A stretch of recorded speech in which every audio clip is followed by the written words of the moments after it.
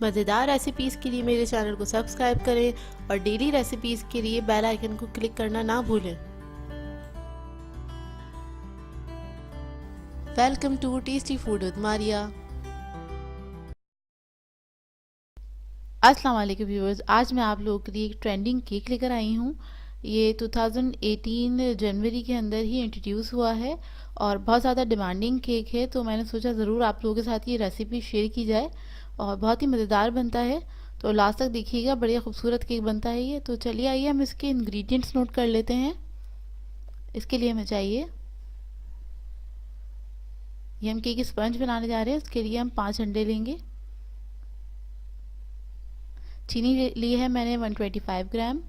मैदा लिया है मैंने 125 ग्राम। 50 ग्राम मैंने बटर लिया है, मेल्टेड बटर लेंगे हम। वनीला एसेंस लेंगे हाफ टी स्पून। सबसे पहले हम एग्स को बीट करेंगे। एग्स आपके रूम टेम्परेचर पे होने चाहिए और थोड़ा सा बीट करने के बाद हम उसके अंदर शुगर ऐड कर देंगे। शुगर मैंने नॉर्मल ली है, जो घर में हमारे होती है, और इसको हम बीट करना स्टार्ट करेंगे। इसको हम इस पॉइंट तक बीट करेंगे जब तक ये अच्छा फॉर्मी क्या कहते हैं इसका मिक्सचर ना हो जाए। तकरीबन 5 से 7 मिनट तक मैं इसको बीट करूँगी। साइज में डबल हो जाएगा ऑलमोस्ट ये।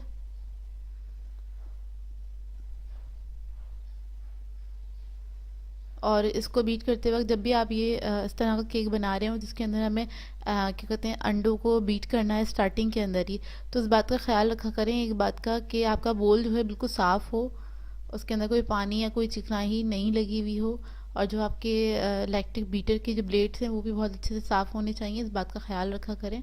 अगर थोड़ी सी भी चिकनाई या कुछ भी है तो आपकी जो एग्स हैं वो अच्छे से बीट नहीं होते हैं, इतने अच्छे फॉर्म ही नहीं होंगे।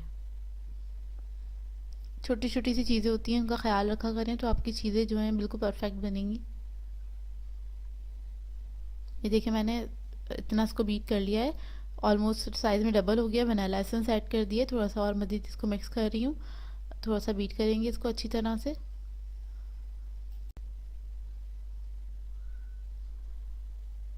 बस ये मिक्स हो गया है। अब इसके अंदर हम बाकी अज्जा ऐड करेंगे अपने।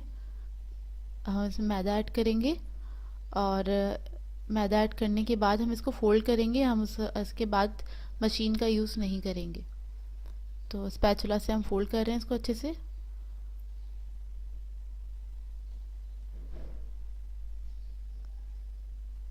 मैदे को मेजर करके हमेशा छान लिया करें 1 से 2 बार, उससे लाइट हो जाता है ज़रा मैदा, तो केक भी हमारा बहुत अच्छा बनता है। मैदा मैंने सारा ऐड कर दिया है, 2 हिस्सों में ऐड किया था मैदा, और इसको हम फोल्ड कर लेंगे अच्छे से।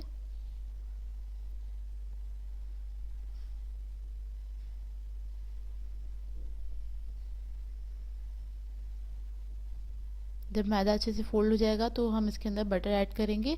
बटर मैंने अनसॉल्टेड लिया है, इसको मेल्ट कर लिया था मैंने, लेकिन गर्म नहीं होना चाहिए। बटर मेल्ट हुआ हुआ लेकिन गर्म नहीं है। इसको अच्छे से मिक्स करेंगे। उसके बाद मैंने 2 मोल्ड रेडी करे हैं। 12 इंच के मोल्ड है, और ये मैं पिज़्ज़ा पैन ले रही हूँ एक्चुअली, क्योंकि मुझे बिल्कुल थिन केक जो है वो बेक करना है। तो मैंने ये दो पैन लिए हैं और मैं 2 के अंदर ही बेक कर रही हूँ इसको ना। तो इसके ऊपर मैंने सिर्फ बटर पेपर लगाया है, उसको ग्रीस नहीं किया है, क्योंकि ऑलरेडी हमें ज़रूरत नहीं है इस केक में ग्रीस करने की। हमारे बैटर जो है उसके अंदर बटर है, तो ग्रीस करने की ज़रूरत नहीं होगी। तो आधा आधा बैटर मैं 2 पैन्स के अंदर डिवाइड करके और इसको मैं बेक कर लूँगी। तकरीबन 180 डिग्री पे मैं बेक करूँगी। 10 से 12 मिनट में ये बेक हो जाएगा। और इसको फैला दें और कोशिश करें जो बैटर है इवन हो इसके अंदर,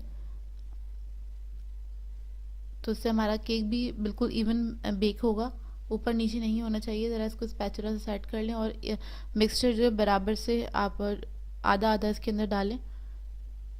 अब मैं इसको बेक करने के लिए रख दूँगी। अब हम इसके नेक्स्ट स्टेप पे आ जाते हैं। इसके लिए हमें चीनी चाहिए। 4 टेबल स्पून लिया है मैंने चीनी का, और 2 टेबल स्पून लिए custard powder, vanilla custard powder ले रही हूँ। दूध हमें चाहिए 1.5 कप, और इसी दूध में से मैं थोड़ा सा कस्टर्ड को घोल लूँगी। थोड़ा सा दूध लिया मैंने और इसी के अंदर कस्टर्ड पाउडर हम मिक्स कर लेंगे। एक सॉस पैन के अंदर बाकी सारा दूध मैंने ऐड कर दिया है और फ्लेम ऑन कर दी चूल्हे की। और उसके बाद ये थोड़ा सा पक जाए अच्छे से, फिर हम इसमें थोड़ा सा चीनी ऐड करेंगे। 1 टेबल स्पून चीनी ऐड करेंगे। 1 टेबल स्पून चीनी ऐड करने के बाद हम इसमें थोड़ा सा पानी ऐड करेंगे। 1 टेबल स्पून चीनी ऐड करने के बाद हम इसमें थोड़ा सा पानी ऐड करेंगे। और इसको अच्छे से मिक्स कर लेंगे। चीनी ऐड कर दी है मैंने, और इसके बाद में इसमें कस्टर्ड जो है जो मैंने घोल के रखा था वो ऐड कर दूंगी।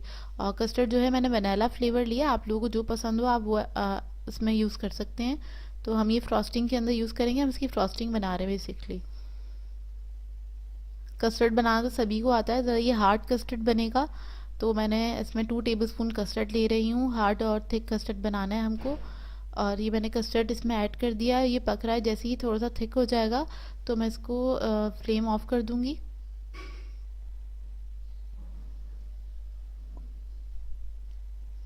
5 मिनट लगते हैं इसको पकने में तकरीबन। और इसको मुस्तकिल हिलाते हैं कि इसमें कोई लम्स ना बने।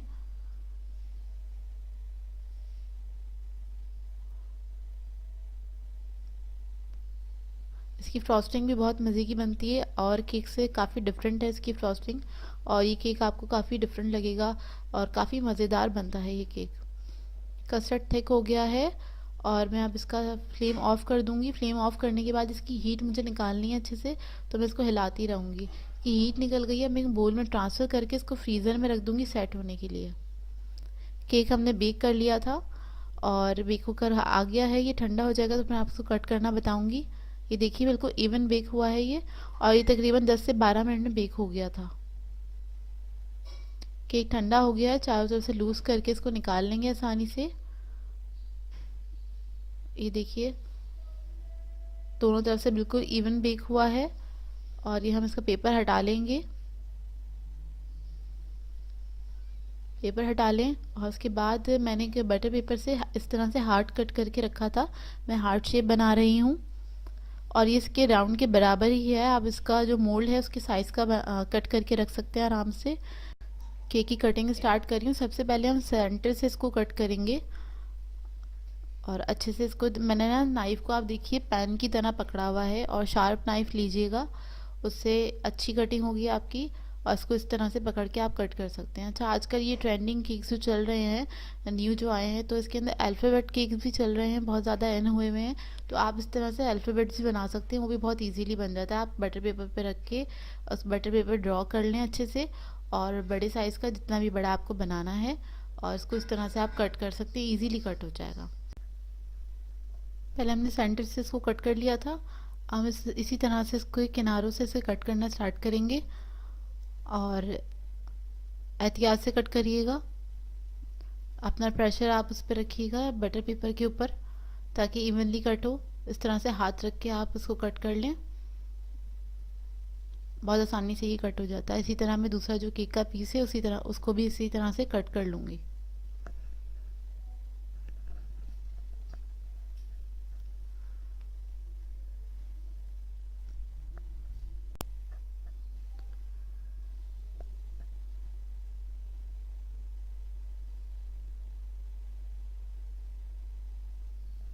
कट हो जाए तो फिर आप बटर पेपर हटा लें आराम से। उसको हम अलग कर लेंगे, जिसके जो किनारे हैं और सेंटर पार्ट है उसको हम अलग करके रख देंगे।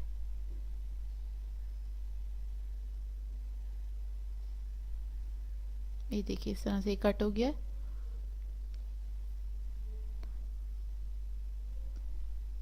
अब मैं दूसरा पीस भी कट कर लूँगी।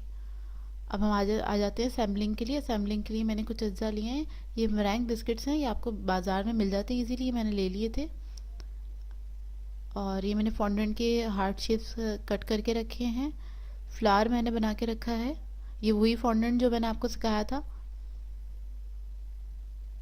कुछ पेटल्स मैंने कट कर लिए हैं।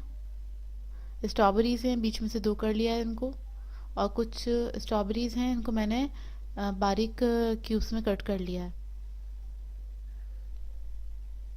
इसके अलावा एक कस्टर्ड है जो आपके सामने बनाया था, ये सेट हो गया है। और मैंने क्रीम ली है, विपिंग क्रीम 200 ग्राम लेके इसको विप कर लिया था अच्छे से, और इसकी हार्ड पीक्स बना ली थी। बहुत अच्छा इसको बीट करिएगा। हमें क्या करना है, एक बोल के अंदर ही कस्टर्ड ले लेंगे हम, और इस कस्टर्ड को हम मिक्स करेंगे। देखिए कितना हार्ड है ये कस्टर्ड ना, इतना ही होना चाहिए आप लोगों का भी। इसको हम मिक्स कर लेंगे अच्छी तरह से। इसके सारे लम्स ख़त्म करने हैं हमने ना, इसको इतना मिक्स करना है। इसके बाद जो क्रीम है हम थोड़ा थोड़ा करके इसमें ऐड करेंगे, और हम क्रीम को मिक्स करते चले जाएंगे। क्रीम जो है वो हमने whipped की हुई है। विप कंपनी की क्रीम मैं यूज़ करती हूँ। आप लोगों के पास जो भी क्रीम आप लोग यूज़ करते हैं वो आप यूज़ कर सकते हैं। और इस जो एक फ्रॉस्टिंग बन रही है उसके अंदर आप मीठा अपने हिसाब से एडजस्ट कर सकते हैं। इसके अलावा मैंने ऑरेंज कलर लिया है, मुझे पीच कलर बनाना है। तो येलो कलर का हमारा कस्टर्ड था, उसके अंदर थोड़ा सा ऑरेंज कलर मैंने ऐड किया है। और ये मैं सारी क्रीम इसके अंदर मिक्स कर लूँगी। सारी क्रीम इसके अंदर थोड़ी थोड़ा करके मैं ऐड कर रही हूँ, थोड़ा थोड़ा करके ही ऐड करेगा, एक साथ नहीं ऐड करेगा।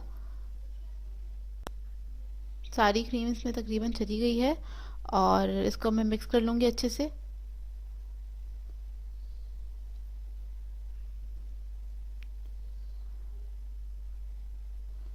इसका कलर थोड़ा मुझे लाइट लग रहा है तो थोड़ा सा मैंने और इसमें कलर ऐड किया, ऑरेंज कलर। क्रीम ऐड करने के बाद लाइट हो गया था। ये देखिए रेडी हो गई है। अब मैंने एक पाइपिंग बैग लिया है और ये नोज़ल लिया मैंने, और इसके अंदर पाइपिंग बैग के अंदर मैं नोज़ल को लगाऊंगी। वैसे कट कर लेंगे हम आगे से। अब मैं पाइपिंग बैग के अंदर ये फ्रॉस्टिंग ऐड कर रही हूँ। इसके अंदर हमने फ्रॉस्टिंग डाल दी है और सारी चीज़ें रेडी हैं। हम असेंबल करेंगे अपने केक को। और मैंने इसको केक को केक प्लेट के ऊपर रख दिया है, बेस के ऊपर। सिल्वर कलर की बेस यूज़ कर रही हूँ मैं। अब इस तरह से हम इसके ड्रॉप्स लगाते जाएंगे। मीडियम साइज़ के ड्रॉप्स बनाइएगा और इसको हम इस तरह से बनाना स्टार्ट कर रहे हैं।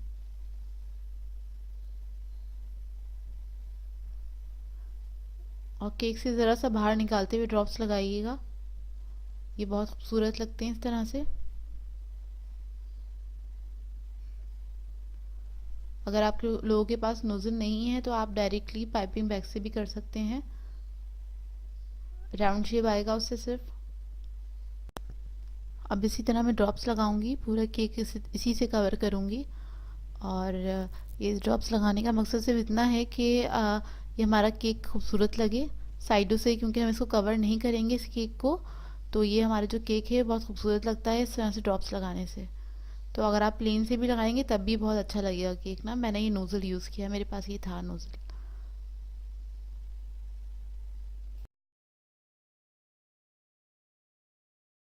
केक पे ड्रॉप्स लगा दिए। अब इसका जो दूसरा हिस्सा था केक का उसको हम इस तरह से रख देंगे और ज़्यादा इसको प्रेस नहीं करेंगे क्योंकि ये ड्रॉप्स के ऊपर ही टिका हुआ है एक तरह से। तो बिल्कुल हल्का सा मैंने इसको प्रेस करके इसके ऊपर बस टिका दिया।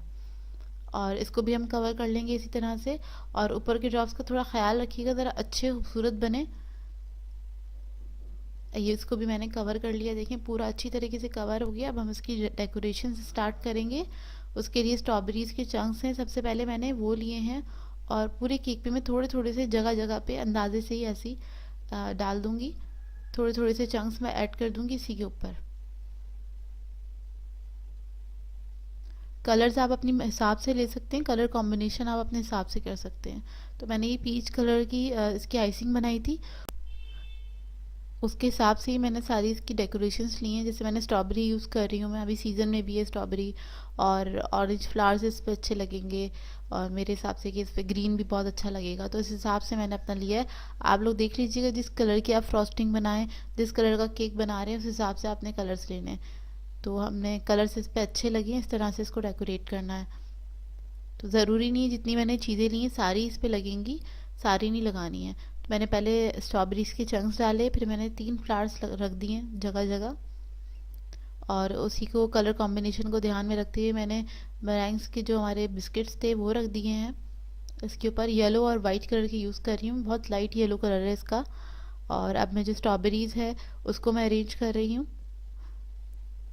जब हम अरेंज करने जाते हैं तो हम अपने हिसाब से जो चीज़ जहाँ अच्छी लग रही होती है कलर कॉम्बिनेशन के हिसाब से उसको हम इस तरह से अरेंज करते हैं।